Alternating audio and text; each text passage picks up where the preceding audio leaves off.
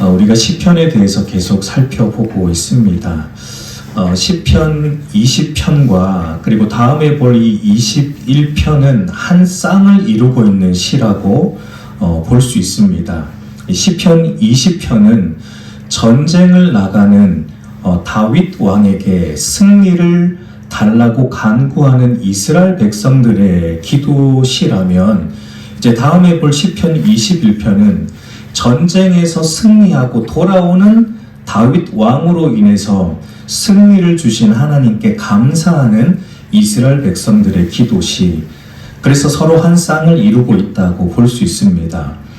우리가 표제를 보면은 다윗의 시라고 되어 있기 때문에 이 두 시를 지은 저자는 다윗이 맞습니다. 그런데 이것은 다윗이 백성들에게, 그러니까 전쟁에 출정하는 자신을 위해, 그리고 전쟁에서 이기고 돌아오는 자신을 위해 이렇게 기도해 달라라고 요청한 시다라고, 기도시다라고 우리가 볼 수 있어요.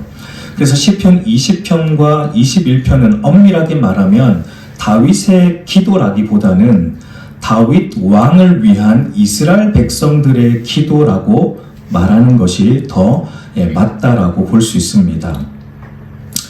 이제 우리가 이 시편을 이해하기 위해서는 당시 고대 시대의 상황에 대해서 좀 이해할 필요가 있어요. 여러분, 오늘날 우리에게는 전쟁이 멀게 느껴지는 것이지만 당시 고대 사회에서는 전쟁이 먼 이야기가 아니었죠.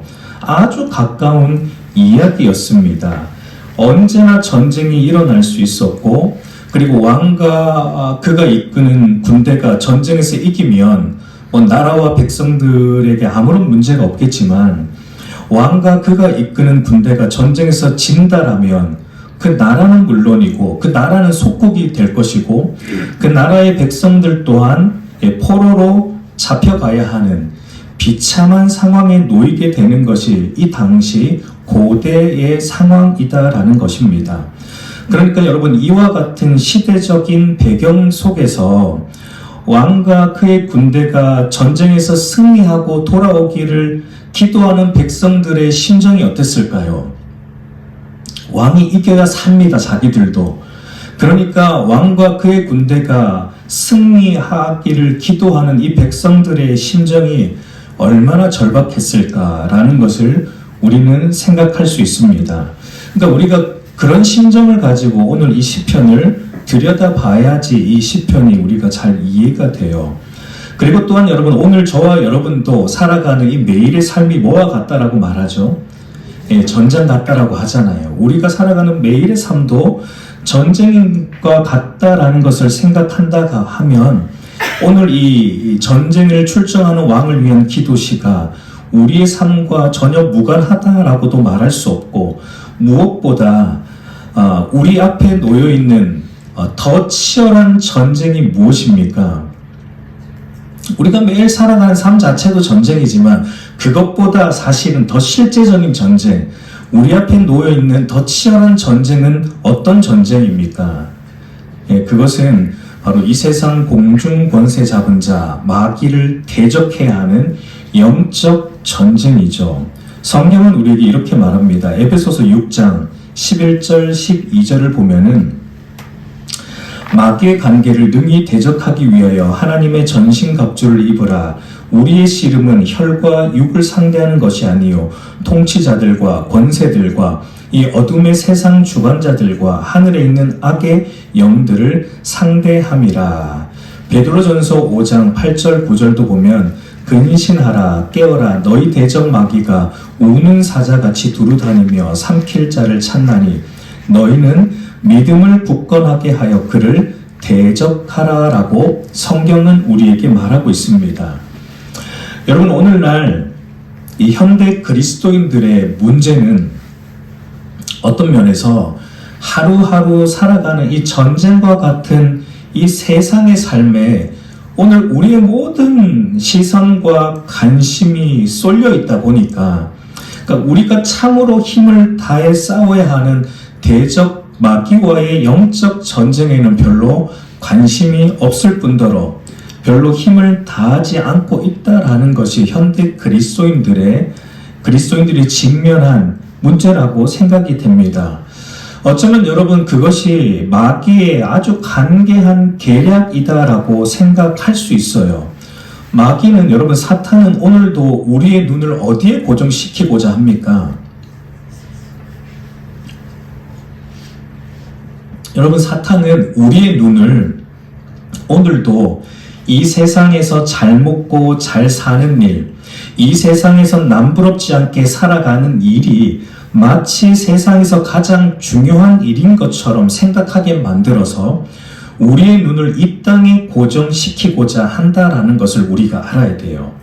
그래서 여러분 우리가 정작 눈을 두어야 하고 정작 온 힘을 기울여야 하는 하나님 나라 일에는 우리로 하여금 소홀하게 만들고, 그러니까 우리를 하나님으로부터 멀어지게 하는 대적 마귀와의 이 영적 전쟁에는 별로 신경을 안 쓰게 만드는 것이 오늘날 사탄의 간계한 계략이다라고 생각할 수 있습니다.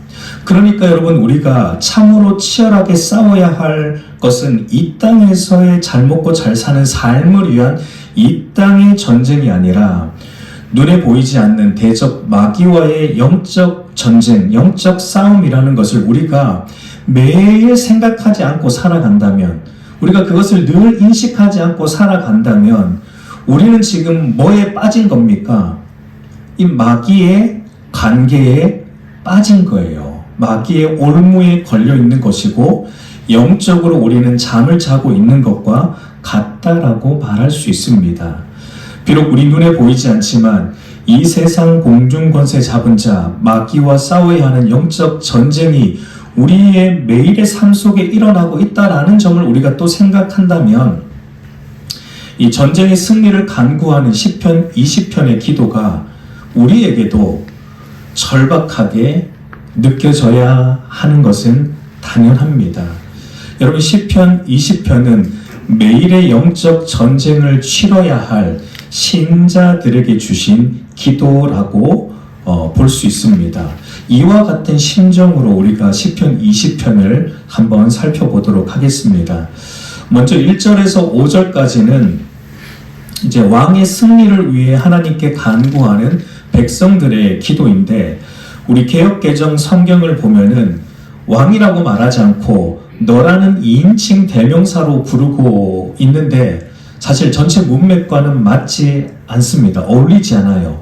마치 백성이 왕에게 왕을 이렇게 낮춰 부르는 것처럼 보이기 때문에 좀 어울리지 않는데, 너라는 2인칭 대명사를 왕으로 바꾸어 읽는 것이 전체적인 문맥에 맞다라고 생각이 됩니다. 그러니까 그 점을 생각하면서 우리 1절을 보면은 환난 날에 여호와께서 내게, 그러니까 이걸 왕으로 바꿔야 됩니다. 여호와께서 왕에게 응답하시고 야곱의 하나님의 이름이 왕을 높이 드시며 라고 백성들이 이제 이렇게 기도를 시작하는 겁니다. 환난의 날에, 그러니까 환난의 날은 언제를 가리킬까요? 예, 전쟁의 때입니다. 예, 당시 고대 사회에서 가장 큰 환난의 날, 겪을 수 있는 가장 큰 환난의 날은 바로 이 전쟁의 날이기 때문에 이 환난의 날은 전쟁의 날을 의미합니다. 전쟁의 승패에 따라서 모든 백성, 나라는 물론이고 모든 백성의 삶에 존폐가 걸려 있기 때문에 전쟁보다 큰 환난은 없기 때문이죠. 여러분 우리는 실제로 이제 전쟁을 경험해 보지 못했기 때문에 이 전쟁의 참상이 얼마나 끔찍하고 비참한지 머리로 알지는 몰라도 경험적으로 피부에 와닿을 정도로 알지는 못합니다. 혹시 전쟁을 경험해 보신 분이 있습니까? 여기에? 실제로? 여기 없죠. 그러니까 우리는 이 전쟁을 머리로, 전쟁이 비참하다라는 걸 머리로는 알지만 그것이 우리의 피부로 와닿을 정도로 그것이 얼마나 비참한지 잘 모릅니다. 그러나 여러분 실제로 전쟁을 경험했던 어르신들의 얘기를 들어보면 하나같이 그 전쟁의 참상은 정말 말로 다 표현할 수 없고 상상 그 이상으로 비참하고 끔찍하다라는 것을 하나같이 말하는 것을 우리가 알 수 있습니다. 그러니까 그와 같은 이 전쟁의 참상을 이 고대 이스라엘 시대, 이 고대 사회는 피부로 다 겪고 있는 거예요. 그와 같은 전쟁의 참상을 피부로 겪고 있는 이 고대 이스라엘 백성들은 그러니까 그런 절박한 심정으로 전쟁을 출정하는 왕의 승리를 위해 이렇게 하나님께 응답해 달라고, 승리를 달라고 간구하며 간절함으로 기도하고 있는 것을 우리가 보게 됩니다. 그런데 재밌는 것은 이제 그 다음의 기도의 내용입니다. 우리 2절과 3절을 한번 같이 읽어보겠습니다. 성소에서 너를 도와주시고 시온에서 너를 붙드시며 내 모든 소재를 기억하시며 내 문제를 나타내기를 원하노라. 이 본문의 기도의 배경은 말씀드렸듯이 전쟁을 앞둔 왕의 승리를 위한 기도이기 때문에 어떤 면에서 여러분 우리가 생각해 본다면 백성들이 어떻게 기도하는 것이 맞을까요? 전쟁에서 왕을 도와주시고 전쟁에서 왕을 붙들어 주셔서 승리하게 해달라고 기도하는 것이 어찌 보면 논리적으로 맞다라고 생각할 수 있는데, 근데 오늘 이 백성들은 어떻게 기도하고 있습니까? 어디에서 승리를 주시고 어디에서 도와달라고 이 백성들이 기도하고 있죠? 성소에서, 전쟁에서가 아니라 성소에서 왕을 도와주시고 시온에서 왕을 붙들어 주시고 왕의 소재와 번제를 받아 주시기를 원한다라고 기도하고 있는 점이 좀 특이하다라고 볼 수 있습니다. 여러분, 성소는 이제 예루살렘 성전을 가리키는 것이고 시온은 예루살렘 성전이 있던 산, 시온산, 예루살렘 산의 한 부분인 시온산을 가리키는 것이고, 소제와, 여기서 말하는 소제와 번제는 예루살렘 성전에서 왕이 이제 전쟁 출정을 앞두고 드리는 제사를 가리키는 것이다 라고 볼 수 있습니다. 그러니까 논리적으로 볼 때 전쟁에서 왕을 도와주세요 라고 기도해야 될 것 같은데, 백성들은, 아니 다윗은, 실제로 다윗이 이렇게 이 기도시를 써서 백성들로 하여금 전쟁을 출정하는 나를 위해 이렇게 기도해달라고 요청한 기도시니까 다윗은 백성들로 하여금 어떻게 기도하라라고 말하고 있냐면, 전쟁에서 나를 도와달라고 기도하지 말고 성소에서 하나님이 나를 도와주시고 시온산에서 나를 붙들어 주시고 나의 제사를 하나님이 받아달라, 그렇게 너희들은 나를 위해 기도하라라고 말하고 있는 겁니다. 여러분, 이것이 무엇을 보여줍니까? 그러니까 전쟁의 승패가 어디에서 결정이 된다는 것입니까?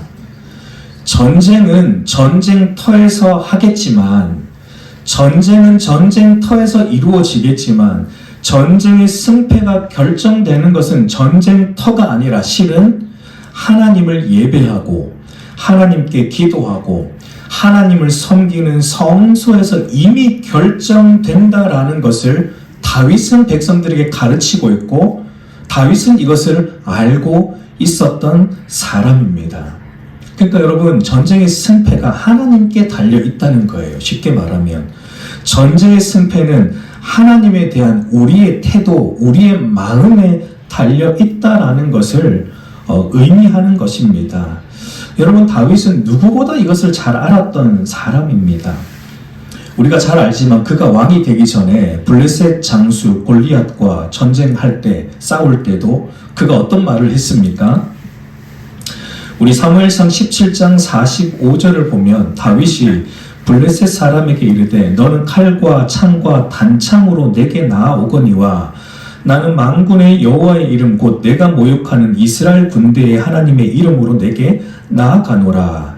47절도 보면 또 여호와의 구원하심이 칼과 창이 있지 아니함을 이 무리에게 알게 하리라. 전쟁은 여호와께 속한 것인즉 그가 너희를 우리 손에 넘기시리라 라고 말합니다.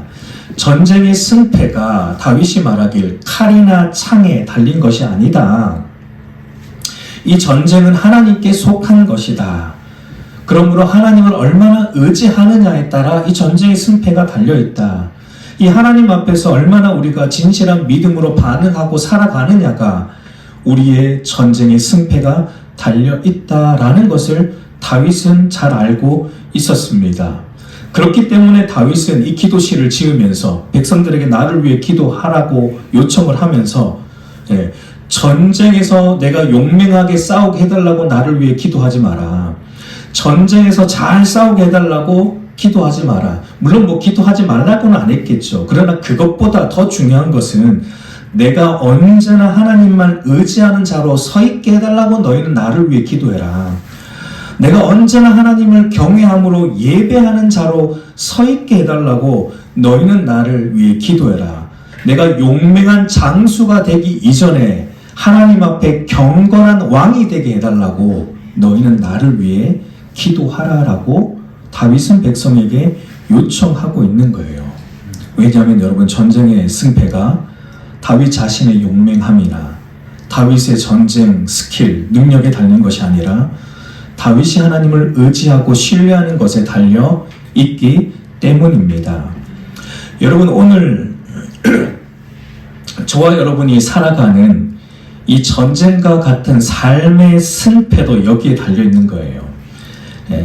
이 우리가 살아가는 이 전쟁과 같은 하루하루의 이 삶의 승패도 이 세상을 살아가는 우리의 힘과 능력, 우리가 가진 것, 우리가 이룬 것에 의해 결정되는 것이 아닙니다. 여러분, 그것은 세상 사람들의 생각일 뿐입니다. 이 세상 사람들은 오늘 7절 서두에서 말하듯이 이 세상 사람들이 의지하는 것은 무엇입니까? 병거와 말입니다. 이 고대 사회에서 전쟁의 승패를 결정하는 아주 중요한 것 중에 하나가 얼마나 많은 병거를 가졌는가, 얼마나 많은 말을 가졌는가 였죠. 그 당시에는 병거와 말이 군사력이었기 때문에 얼마나 많은 병거와 말을 소유했는가가 그 나라의 군사력이고, 또 그것을 많이 소유한 국가가 전쟁에서 이기는 것이 이 세상의 논리였습니다. 그러나 오늘 다윗은 말합니다. 하나님의 백성은 다르다. 하나님의 백성은 다르다. 하나님의 백성은 병거와 말을 의지하지 않고 7절 말미에서 말하듯이 여호와 우리 하나님의 이름을 의지하고 자랑한다라고 말하고 있습니다. 왜냐하면 이 전쟁은 하나님께 속한 것이기 때문이고 세상 모든 만사가 다 하나님의 통치 아래 있기 때문이다라는 것입니다.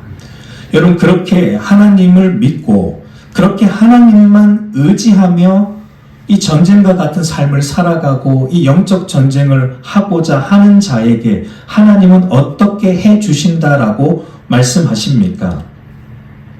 4절과 5절을 한번 또 같이 읽겠습니다. 내 마음의 소원대로 허락하시고 내 모든 계획을 이루어 주시기를 원하노라. 우리가 너의 승리로 말미암아 나를 불러요. 우리가 나의 이름으로 우리의 기반을 세우리니 여호와께서 내 모든 기도를 이루어 주시기를 원하노라 라고 말하듯이 이 하나님만 의지하는 자, 하나님과 바른 관계 안에 거하면서 하나님만 의지함으로 이 매일의 삶의 전쟁과 우리의 영적 전쟁을 임하고자 하는 이 하나님을 경외하는 자의 마음의 소원과 계획을 하나님께서 다 이루어 주신다라고 약속하고 말씀하고 있는 겁니다. 여러분, 당연한 겁니다. 왜냐하면 하나님과 바른 관계 안에 우리가 있다. 하나님만을 의지하는 자는 하나님의 마음을 아는 자이기 때문에 그가 소원하는 바 또한 무엇과 일치할까요? 하나님만 경외하고 의지하는 자는 그가 마음으로 소원하는 바 또한 하나님의 뜻과 일치합니다. 그리고 그가 계획하는 바 역시 하나님이 기뻐하시는 뜻과 일치하기 때문에 그의 마음과 소원과 그의 마음의 소원과 계획을 하나님께서 기쁨으로 이루어 주시고 그의 모든 삶을 승리로 인도해 주신다라는 것을 말하고 있습니다. 여러분, 그러니까 기도 응답받는 비결이 있다면 그게 무엇일까요? 기도 응답받는 비결이 있다면 그것은 하나님이 기뻐하시는 뜻을 구하는 겁니다. 우리가 원하는 게 아니라 하나님이 기뻐하시는 뜻을 구하면 그것은 하나님이 기쁨으로 늘 응답해 주시는 거죠. 여러분, 하나님이 기뻐하는 것이 무엇입니까? 그러면 저와 여러분들에게 원하시는 하나님이 기뻐하시는 뜻은 무엇일까요? 그것은 여러분 당연히 우리가 하나님과 바른 관계 안에 거하는 것, 하나님과 그가 보내신 자 예수 그리스도를 우리가 더 깊이 알고 또 바르게 믿고 또 더 믿는 만큼 그분의 말씀을 따라 살아가는 것을 하나님은 저와 여러분에게 원하십니다. 저와 여러분에게 뭐 큰일 하기를 원하시지 않으세요. 우리가 뭐 수백 명 전도하고 이런 거 하나님 원하시지 않습니다. 전도는 하나님이 하십니다. 그분의 말씀이 이루어내는 거지 우리의 노력, 우리의 수고가 이루어내는 게 아니에요. 우리는 도구일 뿐입니다. 하나님이 저와 여러분에게 원하는 것은 우리가 하나님 앞에 믿음으로 살아가는 거예요. 하루하루 그분을 의지하며 살아가는 것을 하나님은 우리에게 가장 원하는 겁니다. 그것을 우리는 기도해야 되는 거예요. 여러분, 그 사람이 기도하는 내용을 보면 그 사람의 신앙을 알 수 있다라는 말이 있습니다.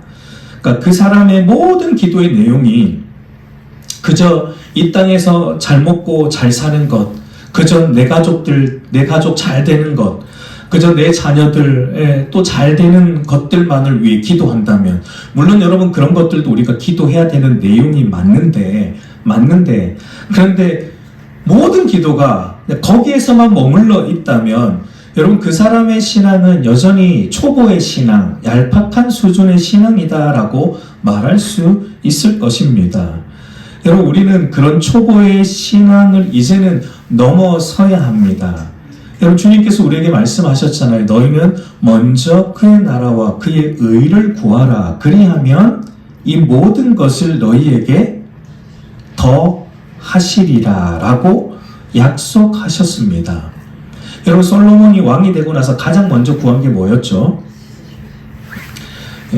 먹고 사는 부귀영화를 그가 구하지 않았습니다. 솔로몬이 가장 먼저 구한 것은 하나님의 말씀을 기울여 듣는 마음, 곧 하나님을 바르게 아는 지혜를 그가 구했죠. 하나님의 말씀을 듣고 깨달아서 이스라엘을 하나님의 뜻대로 다스리게 해달라는 것이 솔로몬의 간구였죠. 이에 하나님께서 솔로몬에게 어떻게 응답해 주셨습니까?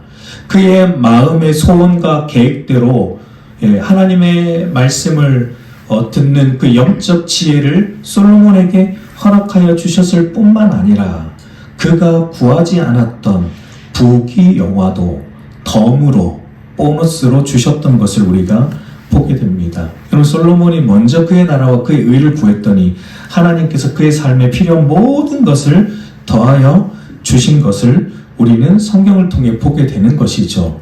그러니까 저와 여러분의 삶에도 마찬가지라는 것입니다. 우리가 먼저 하나님과 바른 관계 안에 거하고 우리가 참으로 하나님을 경외함으로 말씀대로 살아간다면 하나님께서는 우리의 삶의 모든 부분에서 우리의 마음의 소원과 계획을 이루어 주실 것입니다. 여러분 믿으시기 바라요. 물론 솔로몬처럼 똑같이 안 해주실 수는 있어요. 우리와 솔로몬은 다르잖아요. 솔로몬은 그때 필요했기 때문에 그 정도의 부귀영화를 주신 것이지 오늘 저와 여러분에게 그 정도 사실 여러분 필요합니까? 사실 우리는 그 정도는 필요 없어요. 그 정도 주시면 전부 교회 떠날지 모릅니다. 우리는 그러니까 솔로몬과 똑같이는 아닐지라도 하나님은 그의 뜻대로 살아가는 자, 신자에게 그의 마음의 소원과 계획을 하나님 뜻대로 반드시 이루어 주십니다. 그리고 일상의 이 전쟁과 같은 삶은 물론이고 우리의 영적 전쟁에서도 우리를 승리케 하여 주실 것입니다. 여러분 이 하나님의 약속을 굳게 믿으시기 바랍니다. 이제 여러분 6절을 보면은 말하는 화자가 이제 바뀌는 것을 보게 돼요. 우리 1절에서 5절까지는 말하는 화자가 우리라는 복수, 그러니까 우리라는 백성들이었다면 6절을 보면 말하는 화자가 나라는 한 개인으로 바뀌는 것을 보게 됩니다. 우리 6절을 한번 또 같이 읽겠습니다. 여호와께서 자기에게 기름 부은 자들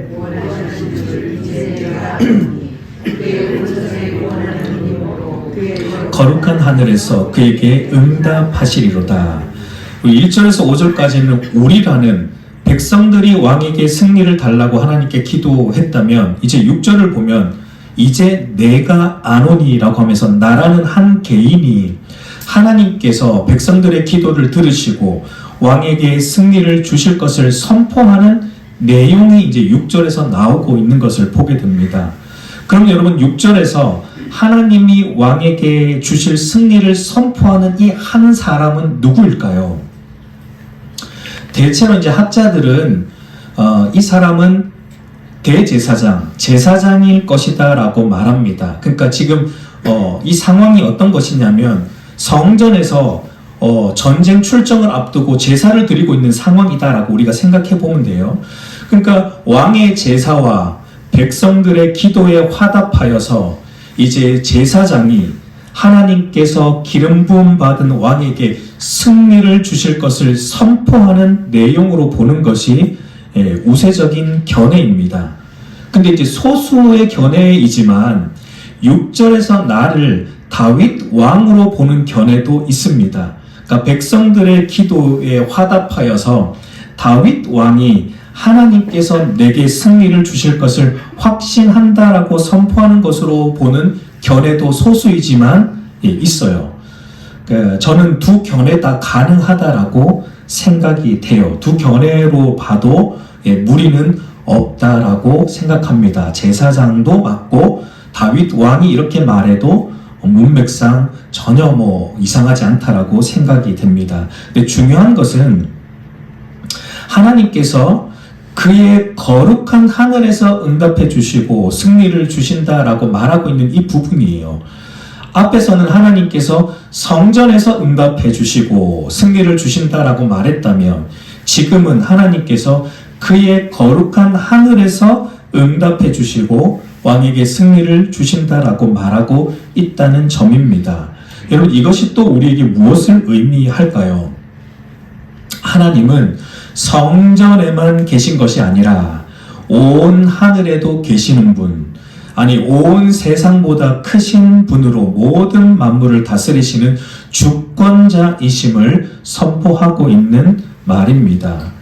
그러므로 이제 누구를 의지함으로 사는 것이 참으로 지혜로운 것인가, 이에 대해서 이제 백성들이 이제 다시 이렇게 화답함으로 시가 이제 끝맺고 있는 것을 우리가 보게 되는데 7절에서 9절 우리 한번 같이 읽겠습니다.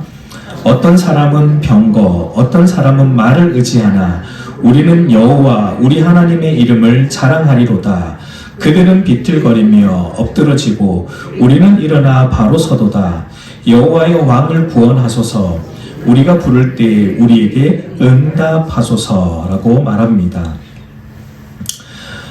이제 백성들이 다시 이제 7절부터는 다시 백성들에게로 이제 화자가 바뀐 거예요. 다시 이제 백성들이 제사장의 말을 듣고 왕에게 승리를 주실 것이다라는 선포하는 제사장의 말을 듣고 다시 백성들이 화답합니다.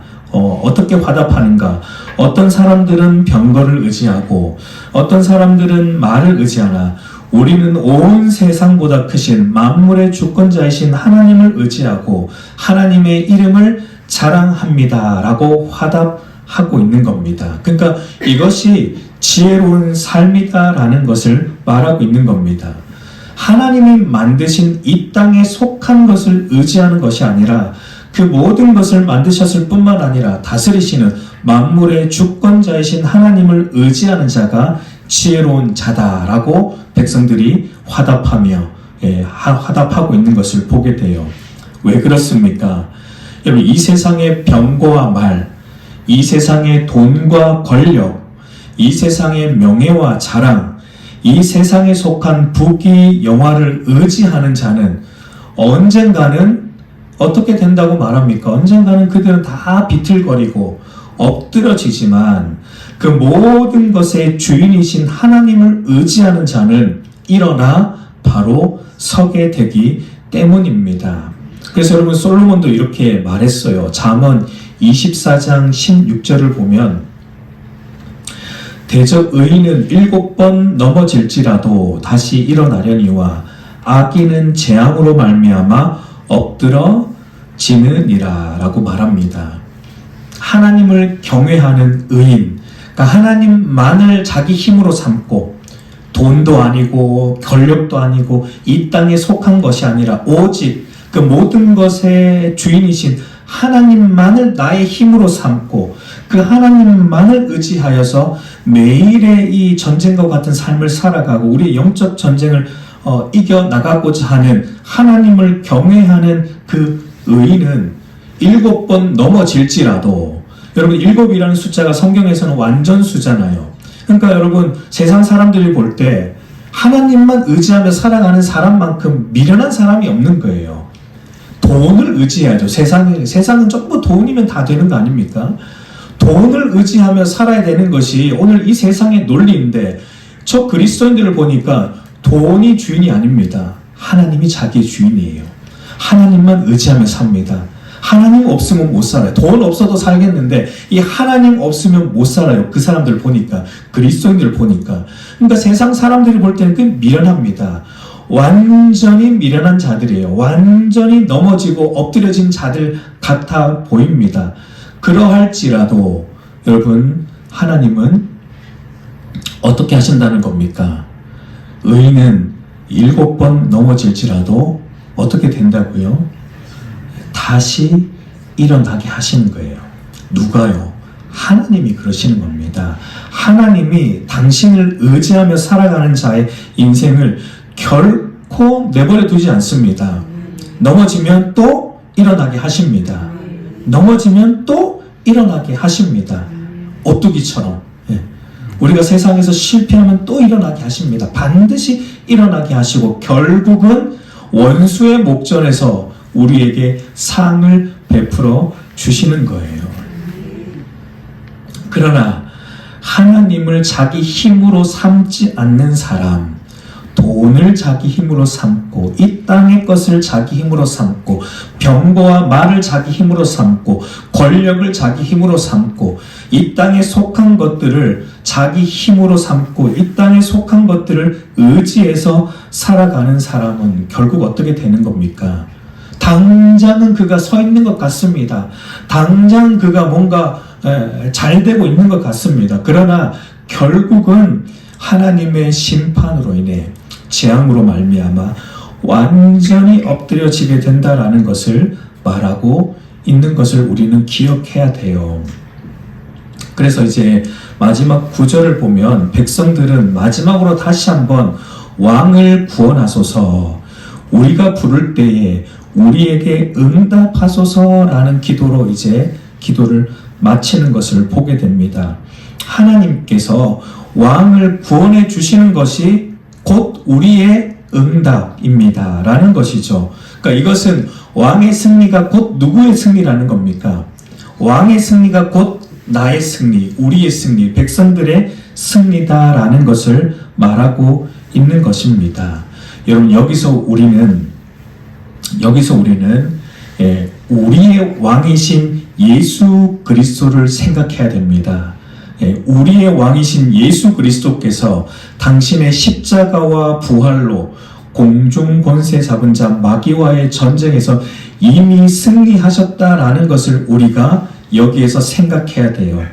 요한복음 16장 33절을 보면 이것을 너희에게 이르는 것은 너희로 온 내 안에서 평안을 누리게 하려 함이라. 세상에서 너희가 환난을 당하나 담대하라. 내가 세상을 이기었노라 라고 말합니다. 그러므로 예수 그리스도를 나의 왕으로 모신 자, 예수 그리스도를 왕으로 섬기는 자는 고린도전서 15장 57절에서 우리 주 예수 그리스도로 말미암아 우리에게 승리를 주시는 하나님께 감사하노니라고 말하듯이 예수 그리스도를 나의 왕으로 섬기며 그리스도만을 의지하며 살아가는 그의 인생에 하나님께서 승리가 이미 주어졌다라고 선언하고 있는 거예요. 왕의 승리가 나의 승리입니다. 우리의 왕이신 그리스도가 이미 승리하셨습니다. 그러면 우리도 이미 승리한 인생을 살고 있다라는 것을 우리가 여러분 알아야 됩니다. 여러분, 우리는 그리스도 안에서 이미 모든 전쟁에서 승리했습니다. 전쟁에 승리하면 뭐가 나옵니까? 전리품이 나와요. 전쟁에서 이기면 그 많은 전리품이 나옵니다. 우리는 이미 승리했고 우리에게 모든 하늘나라의 전리품이 저와 여러분에게 그리스도 안에서 여러분 주어졌다라는 것을 알고 계십니까? 근데 왜 없는 것처럼 사시냔 말이에요. 왜 안 받은 것처럼 사시냔 말이에요. 이미 그리스도의 승리 안에서 우리는 하늘나라의 신령한 모든 전리품을 다 상속받았고 앞으로도 상속받을 하늘나라의 상속자로 우리를 부르셨다라는 것을 기억하시기 바랍니다. 이제 말씀을 맺겠습니다. 우리의 왕이시자 대장이신 예수 그리스도께서 당신의 십자가와 부활로 여러분 우리를 죄의 권세, 죄의 종으로 살던 삶에서 건져내셨고 승리하심으로 우리를 거룩한 하나님의 자녀로 하늘의 신령한 복을 누리는 하나님 나라의 상속자로 부르셨습니다. 비록 오늘 우리가 사는 이 땅을 보면 마치 예수님을 왕으로 삼지 않는 세상 사람들이 더 승승장구하는 것 같고 그들의 삶이 더 잘 사는 것 같고 그들의 삶이 더 휘황찬란하게 보이겠지만 여러분 그것은 잠시일 뿐이다라는 것을 기억하십시오. 겉으로는 표시가 안 나지만 그들의 뿌리가 지금 여러분 비틀거리고 있어요. 그들의 뿌리는 지금 엎드러지기 일보 직전인 거예요. 겉에만 휘황찬란하지 그들의 뿌리는 이미 뽑히기 일보 직전이다라는 것을 기억하시기 바랍니다. 그러니까 여러분 성경이 우리에게 말하잖아요. 잠언에서도 그렇고 또 시편에서도 그렇고 악인의 형통을 부러워하지 말라. 이 세상 하나님 없는 사람들의 형통을 너희는 부러워하지 말라라고 말하고 있는 겁니다. 왜냐하면 그들의 형통은 결국 무너질 형통이거든요. 잠시뿐인 형통이다라는 겁니다. 여러분 하나님을 그리스도를 왕으로 삼은 그의 백성에게는 무너지지 않는 형통, 하나님 나라의 형통이 주어졌다라는 것을 기억하시기 바랍니다. 여러분 하나님이 왕이신 그리스도의 승리 안에서 저와 여러분들에게 하나님 나라의 그 블랙카드를 주셨다라고 생각하면 돼요. 그 뭐죠? 한도 없는 카드.